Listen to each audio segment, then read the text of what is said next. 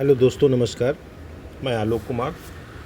दोस्तों, अभी तक जो भी चीज़ें आप लोगों को बताई दोस्तों, मैं सोचता हूँ अच्छे ही बताया होगा दोस्तों। लेकिन नेगेटिव पॉजिटिव मैं सब दोनों ही बताता हूँ दोस्तों। कोशिश करता हूँ पॉजिटिव बताऊँ, लेकिन क्या है, नेगेटिव भी जानना ज़रूरी है दोस्तों, इसलिए मैं बताता हूँ। तो दोस्तों, हम बात कर रहे थे व्रत या सर्कल या तिल या जाल सी निशाने, ऐसे जाल सा निशान बन जाता है। इस पे थोड़ा सा चर्चा हम लोग दोस्तों करते हैं। एक जातक हैं, अगर किसी भी जातक के सूर्य पर्वत पर, सूर्य पर्वत हमारा ये होता है दोस्तों, अगर इस पर्वत पर आपको कहीं भी एक सर्कल मिलता है, गोला, ठीक है, अगर छोटे छोटे भी मिलते हैं, ठीक है, अगर सूर्य पर्वत पे आपको कहीं भी गोला मिलता है तो दोस्तों ये एक बहुत ही शुभ संकेत होता है दोस्तों, बहुत ही शुभ। लेकिन दोस्तों हमेशा याद रखिएगा कि गोला सिर्फ सूर्य पर्वत पे ही बेस्ट होता है, और किसी अन्य जगह पे गोला पाया जाएगा तो ये अच्छा नहीं होता है दोस्तों। सूर्य पर्वत के अलावा किसी भी जगह पाया जाएगा तो ये अशुभ लक्षण हो देता है। अगर यही गोला अगर आपके चंद्र क्षेत्र पर भी पाया जाता है दोस्तों, तो ये भी पानी में या जल में ऐसे लोगों की मृत्यु होने के चांस बहुत ज़्यादा होते हैं। जिस किसी भी आयु खंड पर ये गोला पाया जाएगा, उस आयु खंड में आदमी अपने आप को हमेशा चक्रव्यूह में एक नाचता हुआ नज़र आएगा। समझ रहे हैं? जिस आयु खंड में ये चीज़ें पाई जाती हैं दोस्तों। सॉरी दोस्तों। अब दोस्तों हम बात करें, अगर दोस्तों कहीं भर किसी भी साइन पे अगर आपको काला निशान यानी काला तिल अगर आपको किसी भी लाइन पे पाया जाता है दोस्तों, तो वो बहुत ही अपशगुन होता है, अच्छा नहीं होता है। लेकिन अगर दोस्तों किसी के भी लाल तिल पाया जाता है कहीं भी, तो वो दोस्तों अच्छा नहीं होता है। और जहाँ कहीं भी रेड ब्लैक तिल पाया जाता है दोस्तों, वो सबसे अच्छा होता है। कहीं भी ब्लैक तिल पाया जाता है दोस्तों, तो वो सबसे अच्छा माना जाता है। ब्लैक तिल हमेशा धन को आकर्षित करता है। कहीं भी ब्लैक तिल अगर आपको है तो दोस्तों वो धन को आप तरफ अट्रैक्ट करेगा, धन को।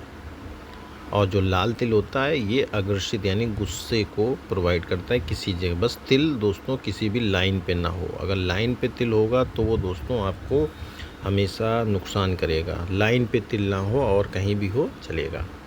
ये दोस्तों हमारा गुरु का क्षेत्र है। अगर गुरु के क्षेत्र पे आपको बहुत सी जाली जैसी अगर आपको ऐसे कुछ जाली सी अगर नज़र आती है, तो दोस्तों ऐसे जातक हमेशा अहंकार मतलब अहंकार के बढ़ावा बहुत देते हैं। अहंकार में हमेशा लिप्त रहते हैं हर चीज़, और दूसरे के ऊपर आदेश यानी कि आदेश देकर वर्कआउट काम कराना, इस टाइप का ऐसा व्यवहार होता है कि लोगों को ज़बरदस्ती काम कराना और अपना प्रेशर दिखाकर उनसे वर्कआउट कराना, इस टाइप के बृहस्पति पे अगर जाल जब होता है दोस्तों। अगर किसी के इस शनि क्षेत्र पर अगर इसी टाइप से जाल बन जाए, ठीक है, किसी भी जातक के अगर जाल सा बनता है दोस्तों, तो ऐसे जातक हमेशा संघर्ष के बाद भी ये लोग सफलता नहीं पाते हैं।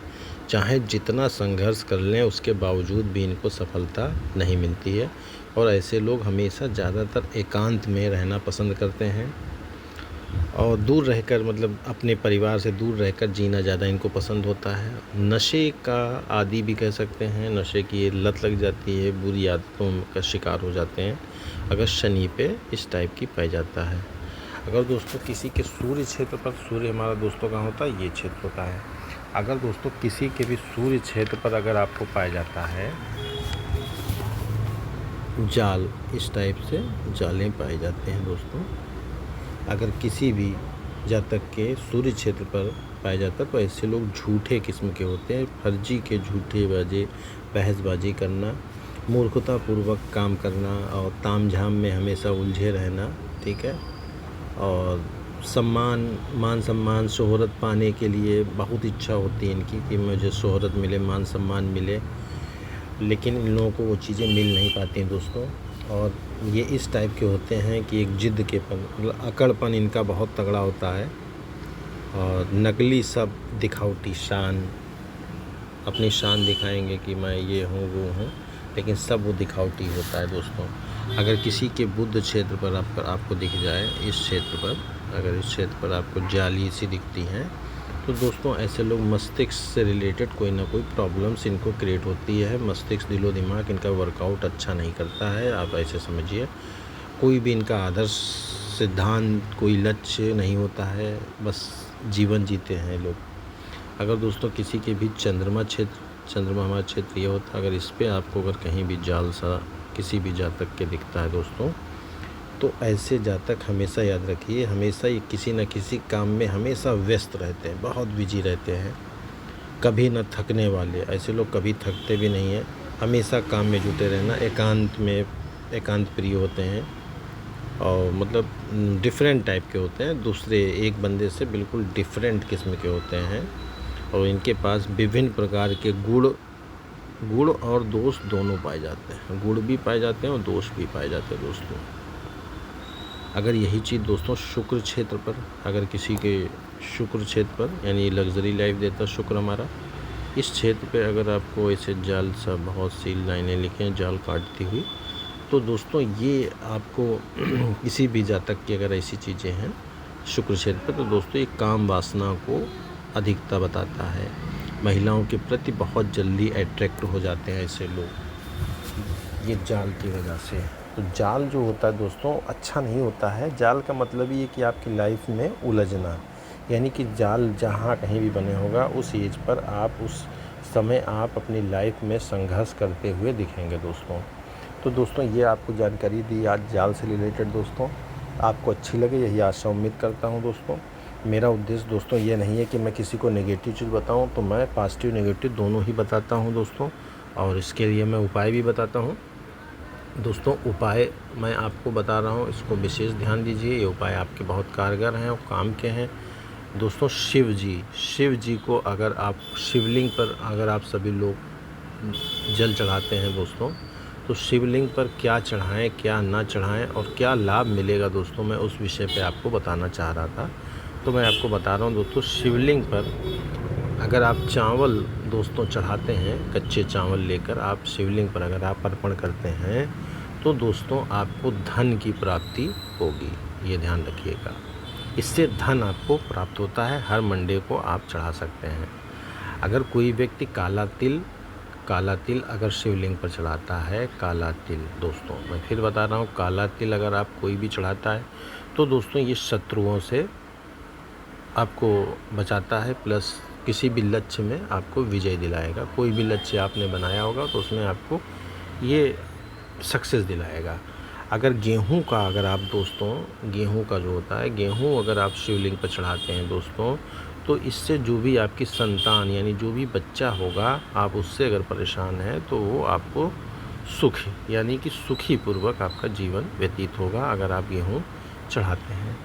अगर दोस्तों कोई बंदा शहद चढ़ाता है शिवलिंग पर दोस्तों, तो ये सौंदर्य और आकर्षण, यानी सौंदर्य को बढ़ाता है और आकर्षक को बढ़ाता है।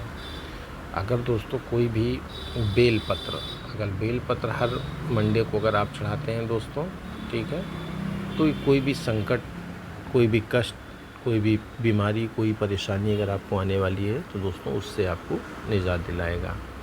अगर दोस्तों आंवला अगर आप चढ़ाते हैं, आंवला, ठीक है, अगर आंवला चढ़ाते हैं तो दीर्घ आयु, यानी कि आपकी आयु को बढ़ाता है, प्लस मान सम्मान देता है, धन देता है आंवला।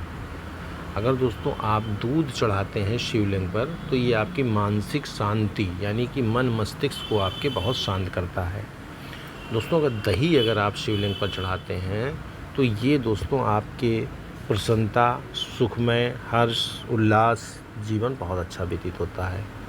अगर गाय का घी अगर आप दोस्तों शिवलिंग पर चढ़ाते हैं, घी, ठीक है, तो ये आप अगर कमज़ोर हैं या वीक हैं शरीर से, तो उसमें काम करता है, यानी कि आपके शरीर में बल देता है, तेज़ देता है, स्फूर्ति देता है, और आपके अंदर जो भी आलस है उसको दूर करता है।